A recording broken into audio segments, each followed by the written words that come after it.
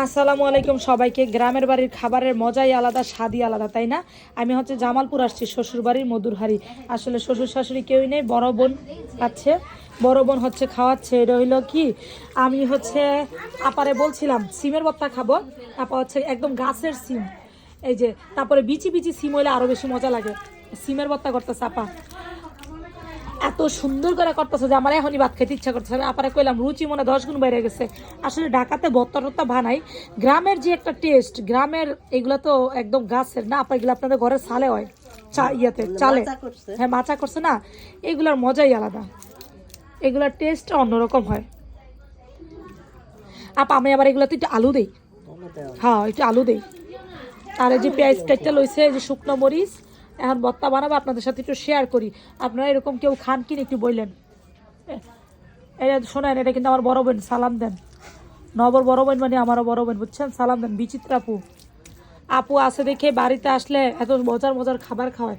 সবচেয়ে বড় কথা, ইন্ডিয়া ঘুরে আসছি না আমি 1 সপ্তাহ 10 দিন, তেমন কোনো খাবারই খাইতে পাইনি।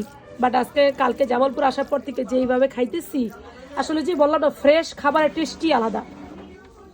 এখন হচ্ছে আপু কি কি করবো এগুলো একটু দেখাবো দ্রুত।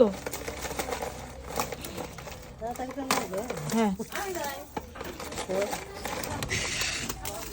হয়েছে, আর দিয়ে না বড়াপা, ফোলাফাইন আবার মরিচ যদি না খাইতে পারে, এত মরিচ। কে কে খান এরকম শীতকালে বলেন তো? শীতকালে ভর্তাটাই অনেক মজা লাগে।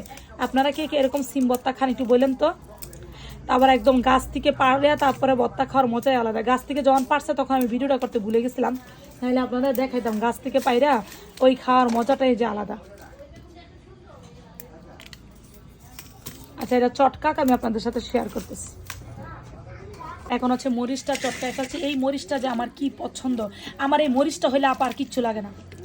হ্যাঁ, এই মরিচ আর সরষের তেল যখন চটকাইবেন না, এইলে আমার আর কিচ্ছু লাগে না। ভর্তাটা কে কে খাবেন বলেন তো একটু, সেই লেভেলের মজা হইব।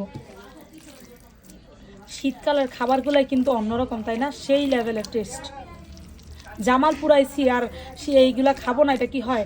শুধুমাত্র গ্রামে আসি কিন্তু এই মজার মজার খাবার খাওয়ার জন্য, বুঝতে পারছেন?